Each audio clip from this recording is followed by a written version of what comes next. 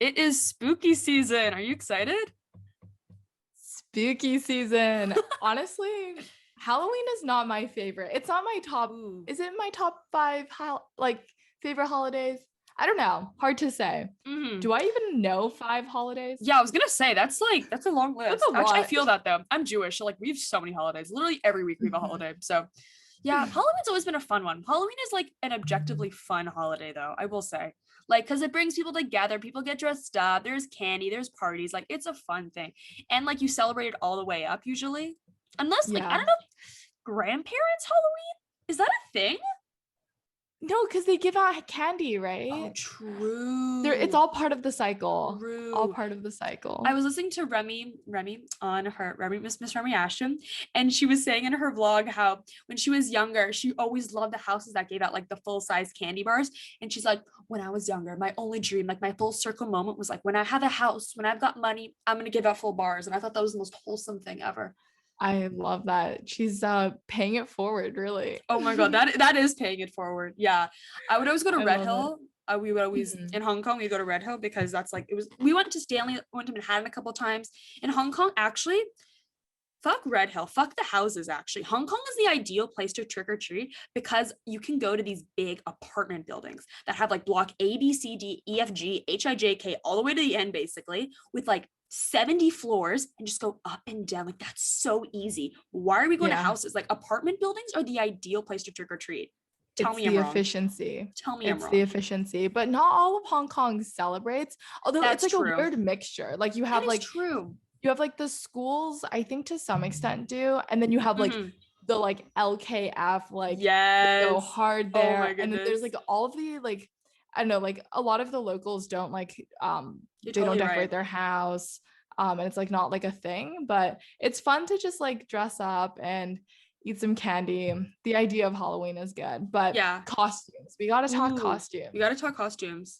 Wait, sorry, one more thing about the candy note though. What I loved about trick-or-treating and being in Halloween mood in Hong Kong was that because it was so international, the candy and the chocolate you got were really from around the world. Like it was literally a mixed bag. So you got went to the American houses, got like those like big Costco, like Hershey's and stuff they'd buy from like A&M and Stanley Plaza. But then you go to like a more like Chinese house and give you like the white rabbits, or you'd go to like some sort of like, I don't know, like European, they'd give you some like European Swiss chocolate. Like you really got an international array of candy. So I appreciated that. On costumes, I love that. Yeah, costumes are a big thing though. People do go hard. This year I'm being devil's advocate, dressing up a little red 2-piecer. Tell me more. Yeah, 2 red-piecer. Was gonna do a princess, then did not fall through. So the backup plan is being a devil's advocate, which is just arguing for the costume, which I just do normally, and I get to wear red for it. So, you know, we love to see it. What about you, Weilyn? I'm so excited. What are you dressing up as? Oh my god, yeah, the photos of Halloween. That's a whole element. That's like what about you? How I feel like as you get older, like the pictures are really all that it is, right? It's like all pictures, all just like, I don't know, having a good time, good night. Well, 2 stories here. The first is kind of funny. In our high school, we were K through 12. And so I was talking to one of our principals, and we have like a mini shop on campus for like you can like buy uniforms and things like that. And they always have candy. Yes. And so I was the dragon shop candy.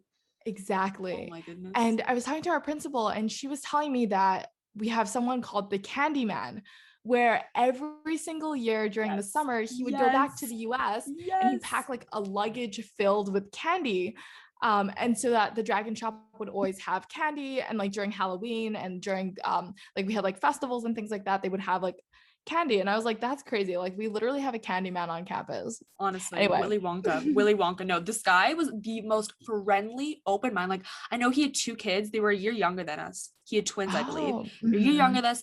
Also, side note, the not UFO, the PFO, the parents something organization, funding something, friends, parent faculty. Oh, parent faculty. No, yeah, parent faculty. The orange slices that they somehow manifested every single like sports day outing were to this day the best orange slices I've ever had in my entire life. I don't know what it was, how they cut the oranges, like the juiciness of it, like whatever it was, maybe just being free oranges with friends, like they were so good. But also the candy, that was such a nice pick me up. During Christmas, when they would bring in like the moms and dads would bring in like the baked goods, though they give like the free cookies and brownies. Oh, that hit so different. That hits Yeah, so different. so good. Yeah. So good. There's something different about baked goods. We have a Yeah. place on campus, and it's the best place. It's called Murray Dodge. It's like part of Murray our religious Dodge. center on campus. But every day from 3 p.m. to midnight, they have freshly baked cookies. They're And so students heavenly. will, That's why they're yeah, and religious. they like are always baking cookies. And it's like this little, like you go down the stairs, it's like a little basement. It's like a very like cafe vibe. And it's the Ooh, the warmest cave. place on campus. Like sometimes when I feel really homesick, I go there because it like smells like it smells like home, right? It smells like someone's baking for you, someone's cooking for you, and like they have tea, and it's like a really nice, cool vibe. So if you're ever on campus, I'll have to bring you. Oh my god, yes. I would do like work sessions there, but then also Oh, 100%. that It's is so nice. amazing. So Yeah. random. Yeah, I remember I did a soccer camp at Dartmouth, maybe like my sophomore year. And it was like a fun camp. It was like 4 days. It was great. But like what I remember so distinctly was like the freshly baked chocolate chip cookies at the dining hall were like heavenly. I don't know like how much butter and sugar was in there. I don't care. They were like one of the best ones I've ever had. Like there's something so special about like the American chocolate chip cookie. Like it's so wholesome. I know. Everyone loves it. It's not controversial. It's like a peace treaty. It's better than like an olive branch. It's a chocolate chip cookie. Like it's fantastic. And the cookie grams, that was like one of the best things ever done in e-commerce history. Love it. I love it. Love that. Oh my goodness. What is your favorite type of cookie? Oh my goodness. I do like a good chocolate chip cookie. Like I like chocolate. I am a big chocolate person. A good snickerdoodle is good. No, I think chocolate chip cookie. Snickerdoodle. Chocolate chip cookie. Chocolate chip. That was my go-to. Do you like it like crispy and chewy? Ooh, Do you like it like cakey? What's your ideal chocolate chip cookie? Ideal chocolate chip cookie is actually one that I've never had before. I'm manifesting so hard trying the Levain bakery. It's this ridiculous bakery in New York. Have you gone? If you've not gone. I have gone. Yes. Weilyn. It's good. It's so good. It really I'm manifesting. It just like I've watched like 12 videos about like trying it. I'm like, I need it. I'm manifesting it so badly. But like I know it's like super, it's more like a cake basically, like it's thick. But yeah, I think like I like a little burnt, but I also like the gooiness. Oh my goodness. Now I'm so hungry. Now I want a chocolate chip cookie. Same. I'm so hungry. We'll do it. It's maybe we should do a baking episode hopefully soon. Dude, I'm gonna be getting, oh my goodness, actually so funny. On Wednesday this week, we'll do a little week recap, but Wednesday this week we had an event for Entrepreneurs in Action, which was great. And I've been hosting the events recently at this awesome like restaurant cafe situation. It's called Bread Etc. And they have like a bunch of like salads and sandwiches and pizzas and like really good food, and like it's a good place, good vibe. In addition though, they are like a fire bakery. And the thing about bakeries though, beginning of the day, like that freshly smell bakery smell, like amazing right there. At the end of the day, similar to sushi restaurants, because like sushi fish goes bad at the end of the day, they've got the sales at the end of the day for bakeries. So there was this huge line of people waiting to get like the breads that were like honestly only made that morning, and baked goods and croissants, and like I thought it was like the best thing ever. Like that's one of the best things of society. Like those little things, like the fact like seeing people like after work queuing up for like the end of the day baked goods. Like there was something so wholesome about it to me. I don't know. Yeah, I love seeing people queue up for food. Like I think it's one of the most special things because people from around the world will see like good food is such like a unifying factor, and especially from Singapore where we like literally eat like 6 meals a day. Food has always been like a centered part of like what family is and what community is, and what like I remember we would go for hikes and we would like plan our hikes around food, or we would like plan events or our day around like where we're going to eat. And just like that culture of food and like really loving that has been really important in like bringing people together for me. So yeah, like just lining up for food and then finally getting to the front of the line and like being able to hold it. It's just like it's such a special feeling as well. 100%. Yeah. But I kind of want to oh yeah, go for it. Yeah, even yesterday. I had a really long day yesterday, and like by the evening night, I was like so exhausted. I just biked back. I was like, I had some calls I still had to do. I got back, went to my fruit store, my guy, we're besties. And like the best, like a little highlight of my day yesterday, like honestly, I had like a quick convo with him And it was like such a great experience. And even like yesterday when I was at the cafeteria, the person was like making my food. Like I got like a salad and they were putting it together. Those little conversations you have with like people making food. Also, like if you ever grew up with like someone like in the kitchen, like speaking together as you cook, like there's something so nice about food that brings someone together. Like I completely agree. Yeah, I remember growing up, two really distinct memories. Yeah. The first is my mom would cook Singaporean food when we lived in the Netherlands, and we'd always like sit at the counter, or we'd like sit on the kitchen floor. And I remember we had this like one high stool chair, and Oh I was my young God. enough that I would like fit under the chair, and I would like sit under the chair, and I'd be like, "Mommy, like, do you need any help with anything?" Or like I'd like sit and watch her prepare the food that we were gonna eat for tonight.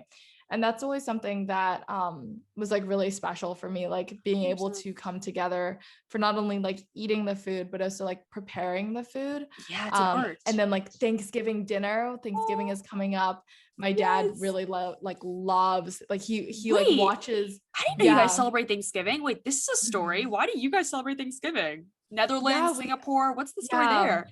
So the thought behind it, I don't know how much of it is true, is Sure. but my dad, when we were younger, knew we were moving around a lot, and he wanted and like my dad and my mom, they like both grew up in kind of like different cultures and different backgrounds. And so they wanted something that was like special for our family, like that we've done like ever since we were little. And like even though we might not have like a physical place of home, like we have traditions that make it home, if that makes sense. And so I think he just like picked Thanksgiving. Like he loves cooking. And that was a good one. So he picked Thanksgiving, and we've been doing it like every single year. He like watches one specific video of Jamie Oliver, if you know Jamie Oliver, cooking a turkey. And he watches it, he takes his notes, he makes a schedule. It's this whole preparation. Then we have people over for Thanksgiving dinner, which is really nice. Oh my God, I'm double Yeah. hungry now. The holiday seasons are coming though. Like this is so fun. People are wrapping it up. Oh, I'm a huge fan of pies. I used to not be. Then I was like, why am I living a sad life? Pumpkin pie, apple pie, pecan pie, lemon Favorite meringue pie? pie. Which one? Favorite pie? Ooh, favorite pie. 3.1 for 159,265. No. I think it depends on the year. It depends on the year. What Yeah. about you? What's Ooh, like your I don't know. signature Thanksgiving dish? Or which one was your favorite one growing up? Ooh, it has to be stuffing. My dad Ooh, does like tell me killer what stuffing stuffing. is. No one can tell me what's in stuffing. Like, I dare you. Tell me. So my dad does some meat, See? and I don't know exactly which meat we do, but we do Mhm. some meat. Okay. And then it's just like a lot of herbs, a lot of like, think of like a really large meatball, Got it. I kind see. of, with Okay. like other ingredients too. So there's Breadcrumbs. No? like Okay. yeah, Yeah. Okay. chestnuts, some Chestnuts. like, it's like think of like a meatball with like other really flavorful things, is how I would Okay. describe Okay. I love stuffing. that. There is Canadian Thanksgiving. We actually don't celebrate it though. We never did. I don't know why. Oh, We never did. interesting. October, we never did it. Growing up, we never did. I think just because we were always in HKIS, the American, a lot of our friends, we always did American Mhm. Thanksgiving. I loved it though. Yeah. It was always so fun. What's Like your the idea of favorite? gratitude. Do you think, okay, psychoanalyzing you, do you think that's why you're all about gratitude? Like the Thanksgiving? Ooh, I don't Maybe a know. stretch, but like I'm just A little bit of a stretch, a little bit. but I think it was definitely a motivating factor. Like Yeah. just growing up in an environment where yeah, like giving thanks was really important. I don't know where Thankful Thursdays came, or I think it was because I saw like a lack of gratitude Gratitude. at our high school and middle school. Yeah. The staff and things like that. Yeah, we're gonna have an episode where we dive into that. I want to hear all the story about that. Thanksgiving is also like when we kind of have all our photos from. We have like 3 photos together, and one is from like an ACT selfie. We don't want to talk Yes. about that. Another one, and then the other 2 are just from like a Thanksgiving turkey trot. I remember that being like the most beautiful, glorious day. This is like the best weather in Hong So Kong. nice. Hong Kong tourism board, go right now. Like this is the best time to be in Hong Kong. Beautiful run. I Mhm. remember though, I was like not out of shape, but like I definitely hadn't run in like a hot second. And I remember on the run, you were like taking it easy because you're a queen and you're like, No. we'll go at literally any pace. And I No. was like, yes, like I feel so comfortable running with you. And you really motivated me actually to like start my fitness journey. That's like a whole Oh my other God. section we could That's like a talk whole other about. thing. Oh my goodness. Yeah, but But now you're a D1 athlete. can't compete. Literally cannot compete. Oh my Say it goodness. loud, say it No. proud. I want to get you a hoodie that just says D1 athlete, like nothing else, no context. Hopefully I get my merch soon. Oh my God, I would Oh die. my goodness. I'll send you Princeton crew merch. Crew merch. I'll be like, I'm on Princeton crew. Not really, but like, goodness. I knew her.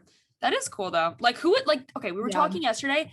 There was this quote that was like, imagine if it could all turn out way better than you ever imagined. 1 year ago, how could you ever imagine yourself on crew? Like, are you kidding me? I know. I don't know. Amazing. No, things are amazing. Like that's so freaking cool. Like how much things can change. So like little advice of the day, be open to opportunities. My grandmother says, we plan, God laughs. Be open. Let things come. I love that. Right? Yeah. It's true. COVID, we plan, God laughs. I was trying to sort like some flights out with my parents yesterday and like, what's the, piece of advice, let things be open. So with that in mind, what are you going to be open for this weekend, or what sort of note do you want to leave us off on, Weilyn? What sort of openness that's a good one. I think just like not overwhelming myself with things. I think I tend to like be like, oh, okay, for me to like do well in the class, I literally need to go back to like week 1 and like review everything in like a whole week. And I'm like, oh, if I do that, like I'll feel good. But honestly, I have maybe like 5 really big things I just need to like get done and get done well by next week.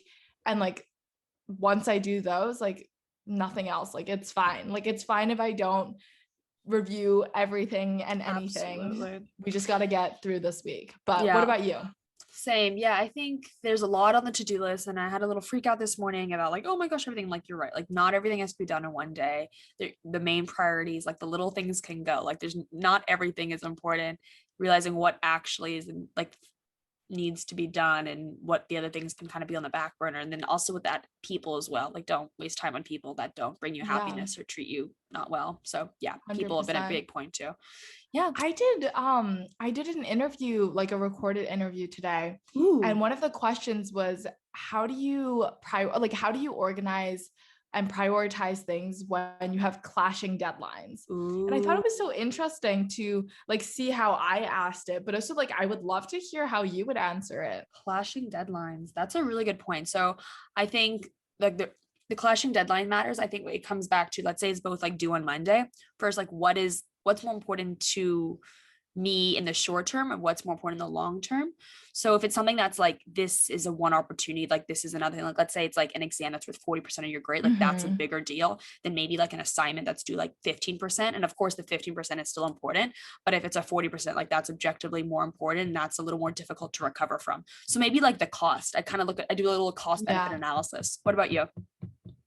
What was your answer? I think I answered in like 3 separate dimensions. I was like, urgency comes first. So like, what are the consequences of my actions if I don't get it done, and compare and contrast those. The second one I think I did was like, how much of this task and like deadline relies on like my work and like how much of it relies on someone else's work. So like delegation of the tasks. I love that. And then the third one, I don't remember, but I remember I had 3. I remember. I'm sure it was fantastic. I'm sure you rocked it. Oh my goodness. Anyways, hope all of you have a wonderful, wonderful Halloween spooky season. Let us know any good candies, costumes, anything. If you're listening to this, please do reach out to us as always, just to chat. We want to see who's listening, hear your thoughts, email us, send us a DM. We're always happy to hear. Follow our journey on Instagram, and everything else will be linked below. Anything else, Weilyn? Let us know what you're going to be for Halloween. Yes. Ooh. Please. I will do I'll do an Instagram post of maybe like a fun costume you and I did. Oh my God. Yes. And we'll do a little trip down memory lane. Yeah. Also DM us or email us your costume this year, and we'll share on our next episode like some of the funny ones. So yeah, send that over to us. Amazing. Have a kind of all good day, guys. Bye. Bye.